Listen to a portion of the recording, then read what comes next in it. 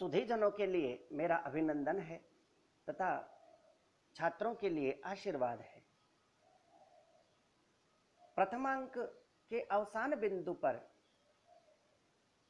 प्रियंवदा और अनुसुईया के द्वारा राजा दुष्यंत के लिए शकुंतला की उत्पत्ति सुनाई जाती है। शकुंतला लज्जा मिश्रित क्रोध का अभिनय करती है तथा कुटिया में जाने के लिए तैयार होती है। प्रियंवदा और अनुसुईया के द्वारा शास्त्रोक्त विधि से राजा का पूजन किया जाता है। तत्पश्चात नेपथ्य में ध्वनि उत्पन्न होती है कि राजा दुष्यंत इस वन में आए हुए हैं, उसके घोड़ों के द्वारा धूल उड़ाई जा रही है, अतः सभी अपने अपने आश्रम की ओर लौट जाएं। आतंक का वातावरण देखकर राजा भी वहां से शांति स्थापन के लिए उठना चाहते हैं और सभी पात्र अपने अपने आश्रमों में चले जाते हैं। श्लोक के प्रथम अंक के अंत में राजा के द्वारा श्लोक गाया जाता है। गच्छति पुरः शरीरं धावति पश्चात् संस्तुतं चेतः चेनांशुकमिव केतुः प्रतिवातं नियमहनस्य इति निष्क्रांता सर्वे। अर्थात राजा कहते हैं, यह मेरा शरीर तो आगे की ओर जाता है, परंतु हवा के विरुद्ध ले जाते हुए पताका के चीन निर्मित सूक्ष्म वस्त्र के समान अपरिचित सा मेरा मन पीछे शकुंतला की ओर भागता है। अर्थात मेरा मन मेरे वश में नहीं रहा, इसलिए मेरे लिए यह अपरिचित हो गया है और यह उसी प्रकार शकुंतला की ओर आकृष्ट हो रहा है, शकुंतला की ओर अनुसरण कर रहा है, जैसे कि कोई रथ में सवार व्यक्ति आगे जाता है रथ के साथ में, किंतु रथ पर स्थित जो ध्वजा है, पताका है, वो हवा के द्वारा पीछे जाती है। यहाँ पर कहीं कहीं कुछ कुछ व्यतिरेक अलंकार भी कह सकते हैं तथा विरोधाभास भी है। रथ आगे जाता है किंतु ध्वजा पीछे की ओर जाती है। यहाँ पर एक जो ध्यातव्य बिंदु है वो यह है कि इसमें चीनांशुक नाम आया है। चीनांशुक शब्द अर्थात रेशम का उत्पादन चीन में होता है। इस ऐतिहासिक तथ्य की यहाँ पर पुष्टि होती है।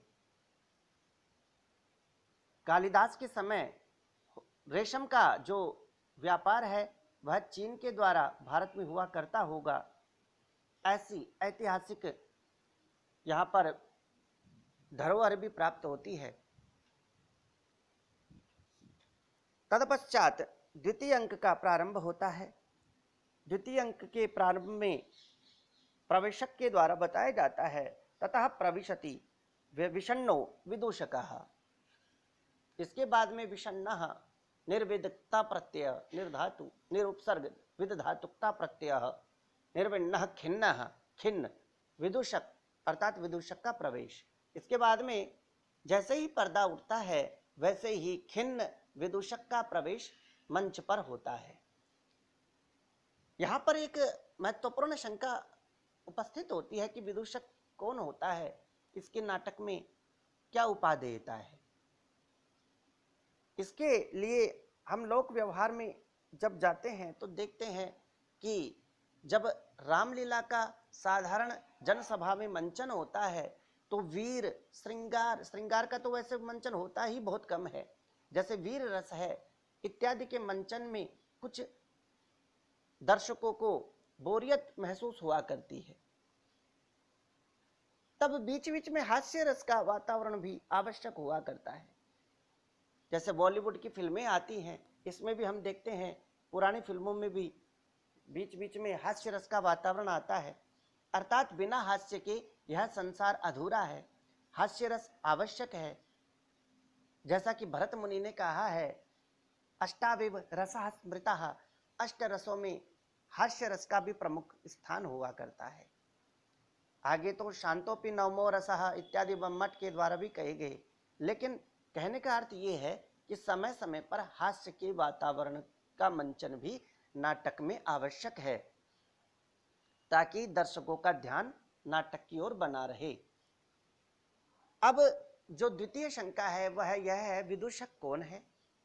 इसके लक्षण के लिए साहित्य दर्पण में आचार्य विश्वनाथ के द्वारा कहा गया, वसंत कुसुमाद्य विद्या कर्म वपुर वेश भाषाद्यैहि हास्यकरः कलहरतिर्विदूषकः स्यात् स्वकर्मज्ञः।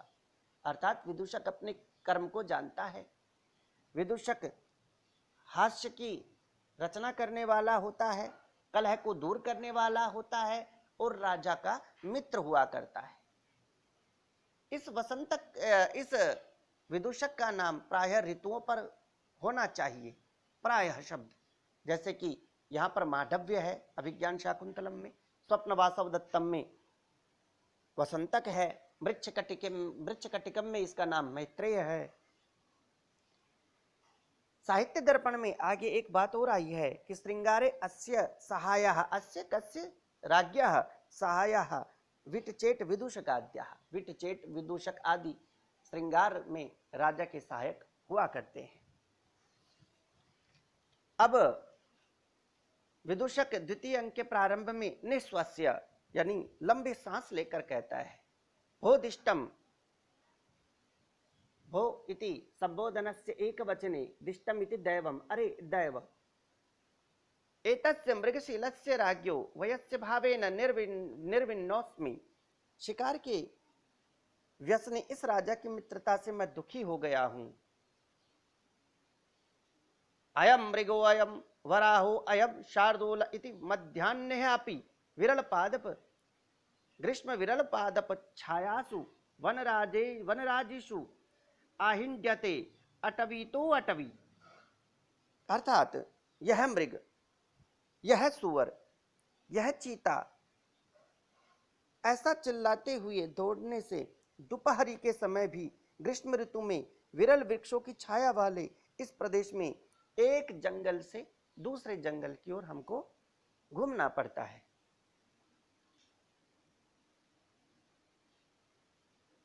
पत्र संकर कषायानि कटोनी गिरि नदी जलानि पीयन्ते।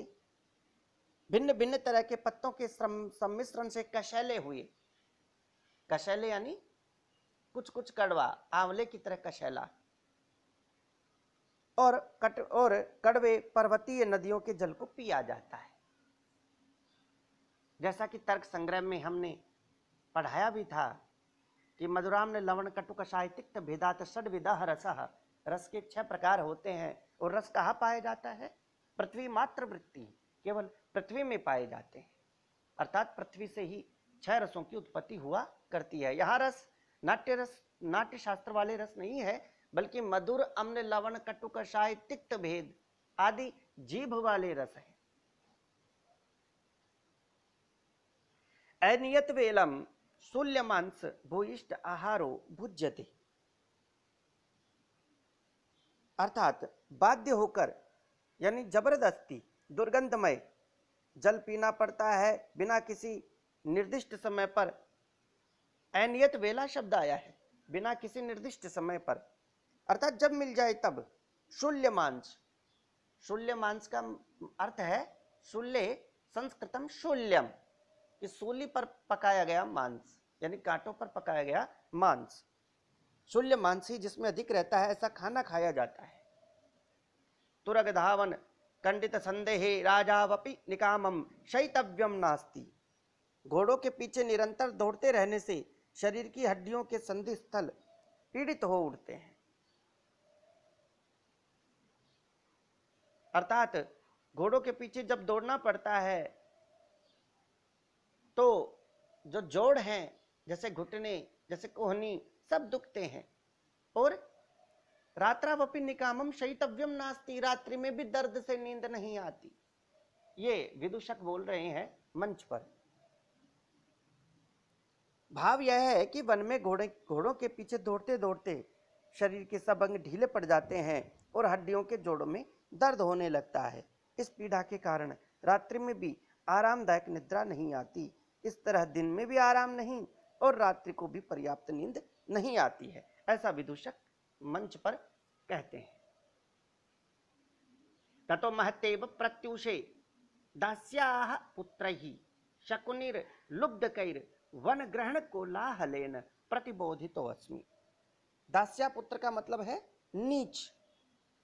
फिर बहुत सवेरे नीच बहेलियों द्वारा जंगल को घेरने से कोलाहल से जगा दिया जाता हो।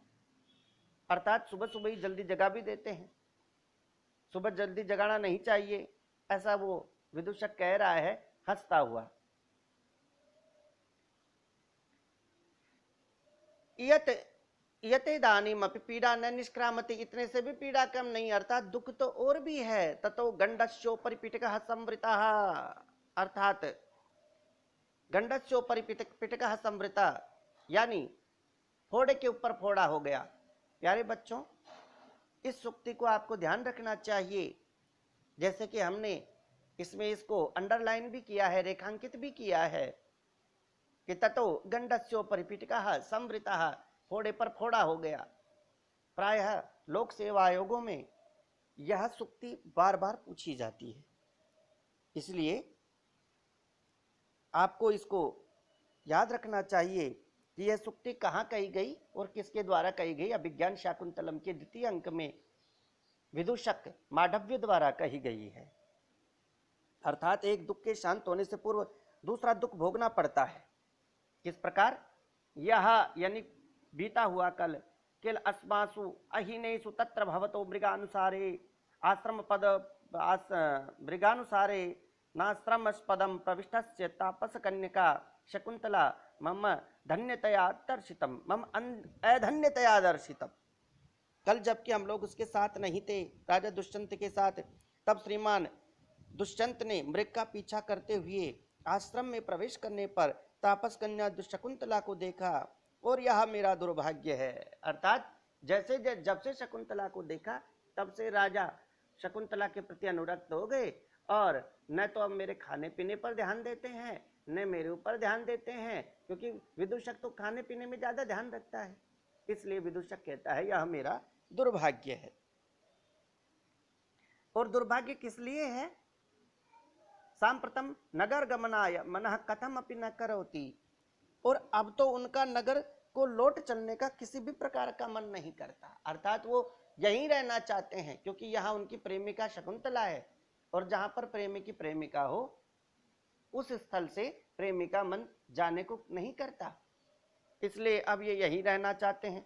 और यहाँ जब तक रहेंगे जब तक मुझे भागना पड़ेगा, दौड़ना पड़ेगा, मैं नगर के जैसे व्यंजनों का आनंद नहीं ले पाऊंगा, खाने पीने का आनंद नहीं ले पाऊंगा, ढंग की नींद नहीं ले पाऊंगा, इनके साथ मुझे भी दुख उठाना पड़ेगा।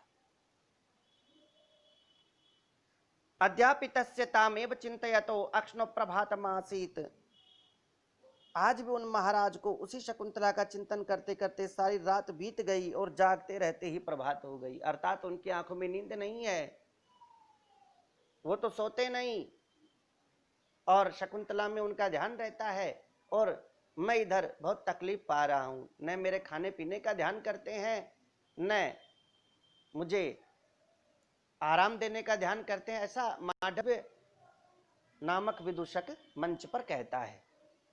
यानी विदूषक जो है, प्यारे बच्चों, पुनः कहता हूं, विदूषक राजा का एक मित्र होता है जो कि राजा के दुख और सुख का साथी होता है। लेकिन वह विदूषक खाने पीने में ध्यान रखता है और पागलपन की सी बात करता है, इसलिए वो हास्य रस को उत्पन्न करने वाला भी नाट्य शास्त्र में माना जाता है। कागति ही यावत तम कृताचार्य परिक्रमम पश्यामी, चलो जब तक स्नान आदि प्रातःकालीन कार्यक्रम को पूर्ण करने वाले महाराज से मिला जाए। इति परिक्रम में अवलोक्य च, अब वो मंच पर परिक्रमा करता है, देखता है। जैसे ही वो परिक्रमा करता है हम सबको पता चल जाता है कि वो राजा की तरफ जा रहा है। एष बाणासन हस्ताभिर यवनी भी वन पुष्पमाला धारिणी भी परिवृत इव इत एव आगच्छति प्रिय वयस्य। यहाँ पर प्रिय वयस्य शब्द आया है। प्यारे बच्चों, आपको ध्यान रखना चाहिए कि प्रायः विदूषक जब राजा से बोलता है तो वयस्य शब्द से बोलेगा, इसलिए इन्होंने कहा, विदूषक ने कहा प्रिय वयस्य। एक बात और बता दूं आपको कि नाट्य शास्त्र में स्त्रियां, साधारण जनसभा, साधारण व्यक्ति और विदूषक ये संस्कृत में नहीं बोलते। नाट्य शास्त्र के नियम के अनुसार केवल राजा या ब्राह्मण या राजपुरोहित ये 3-4 जो अधिसूचित व्यक्ति हैं वो ही संस्कृत में बोलेंगे, इनके अलावा सभी प्राकृत भाषा में बोलेंगे, ऐसा नाट्य शास्त्र का विधान है। इसलिए आप जब इस वीडियो में देख रहे हैं कि संस्कृत के बाद में प्राकृत भाषा भी डाली जा रही है, अर्थात ये प्राकृत भाषा मूलतः है, इसका संस्कृत रूपांतरण करके आपको बताया जा रहा है और दिखाया जा रहा है।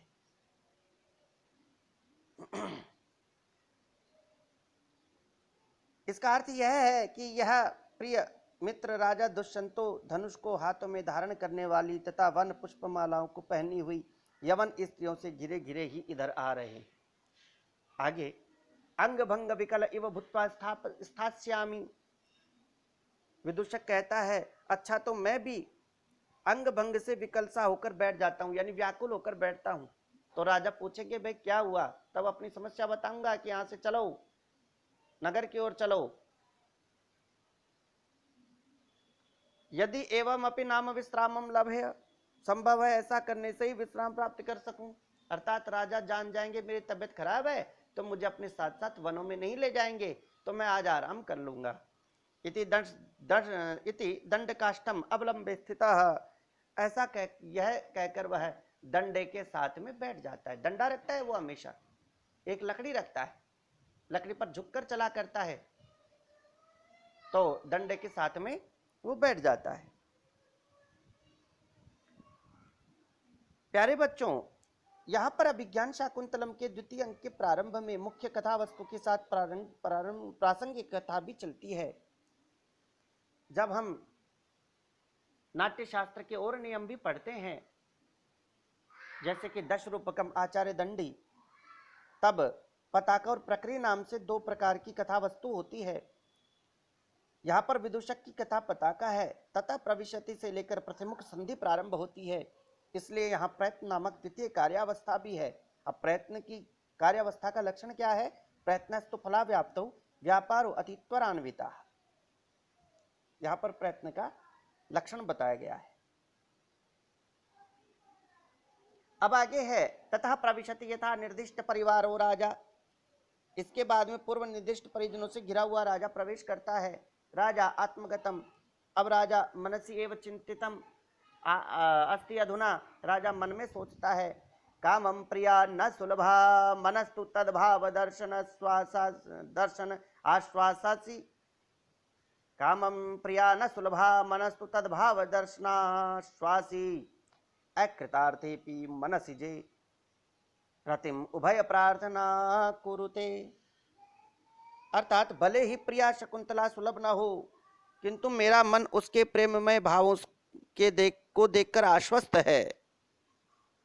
ये कहना चाहते हैं भले ही शकुंतला ने मुझे कुछ खुद प्रेम के बारे में कुछ नहीं कहा, समर्पण के बारे में कुछ नहीं कहा, लेकिन शकुंतला के आहार व्यवहार और भाव भंगिमा को देखकर मैं पूर्ण रूपेण आश्वस्त हूं, क्योंकि कामदेव के सफल न होने पर भी दोनों के परस्पर मिलने की उत्कंठा अनुराग उत्पन्न करती है। अर्थात यदि प्रेमी और प्रेमिका नहीं भी मिलते तो भी उनके हृदय में परस्पर सम्मेलन की उत्कंठा उत्पन्न हुआ करती ही है। प्यारे बच्चों, श्रृंगार रस के 2 भेद होते हैं। श्रृंगार के 2 भेदों में संयोग और विप्रलंभ 2 भेद आचार्य विश्वनाथ ने बताए हैं कि संभोग और विप्रलंभ 2 प्रकार के श्रृंगार के भेद हैं। यहां पर एक चीज और देखने की है कि आचार्य दंडी ने दशरूपकम में श्रृंगार के 3 भेद बताए हैं: संयोग, वियोग, विप्रलंभ और वियोग। संयोग को संभोग नाम दिया जा सकता है, यानी प्रेमी और प्रेमिका का मिलना। विप्रलंभ का अर्थ है जब दोनों किसी शाप के कारण दूर हो गए हो, अब मिल नहीं सकते हो और लंबी लंबी आहें छोड़ा करते हो। इसके बाद में उन्होंने और भी इसके रूप बताए हैं। काम की 10 अवस्थाओं का वर्णन किया है और इसके बाद में अंतिम अवस्था मरण की है। यदि प्रेमी प्रेमिका परस्पर नहीं मिले तो अंतिम अवस्था मृत्यु की होती है। तीसरा इन्होंने जो वर्णन किया वो है वियोग। जैसे कि भारतीय संस्कृति में रहा करता है कि गुरुजनों के लज्जावशात, गुरुजनों के कारण परस्पर प्रेमी और प्रेमिका मिल नहीं पाते। यद्यपि वो सामने रहते हैं किंतु फिर भी शिष्टाचारवश और गुरुजनों से उत्पन्न शिष्ट व्यवहारवश वो परस्पर मिल नहीं पाते। यह अवस्था है जो वियोग की अवस्था है। और राजा दुष्यंत और शकुंतला की अवस्था इस प्रकार के तृतीय श्रृंगार के भेद वियोग की ही अवस्था है। दुष्यंत के हृदय में तर्क होने लगता है। वह सोचता है कि प्रिया शकुंतला मेरे लिए दुष्प्राप्य है, किंतु फिर वह सोचता है कि उसके हाव भाव से ऐसा आश्वासन सा मिल रहा है कि मुझे मिल ही जाएगी। इस कारण कामदेव अब तक असफल रहा है, अर्थात हम दोनों में संभोग हुआ नहीं है, संयोग हुआ नहीं है, परंतु हम दोनों के परस्पर मिलन की उत्कंठा अवश्य ही हमारे प्रेम भाव को बढ़ाती है। अर्थात हम दोनों परस्पर मिलने को इच्छुक हैं और प्रेम बढ़ेगा। अतः प्रयत्न करते रहने से अप्राप्ति की भी प्राप्ति हो जाती है और मानसिक संतुष्टि के साथ आनंद भी मिलता है। यहां पर प्यारे बच्चों, जब अलंकारों का वर्णन किया जाए तो अर्थांतरन्यास अलंकार होता है। अर्थांतरन्यास के अलंकार के विषय में बताया गया आचार्य मम्मट के द्वारा कि सामान्यम वा विशेषेण विशेषस्तेन वा यदि कार्यम च कारणेनैव कारणेन च समर्थते साधर्मेण अर्थांतरन्यासो अष्टधाततः। कि सामान्य का विशेष, विशेष का सामान्य, कार्य का कारण से, कारण का कार्य से इत्यादि प्रकार से अर्थांतरन्यास का वर्णन होता है। यह फिर लास्ट में 8 प्रकार का आचार्य मम्मट के द्वारा गिनाया गया है। ध्यान दें, पूर्वार्धगत, विशेषार्ध का उत्तरार्धगत सामान्यार्थ से समर्थन होने से अर्थांतरन्यास अलंकार है। अकृतार्थ पे मनस जे आदि के अर्थ में विरोध की प्रतीति होने से विरोधाभास अलंकार है और छंद है आर्या। धन्यवाद।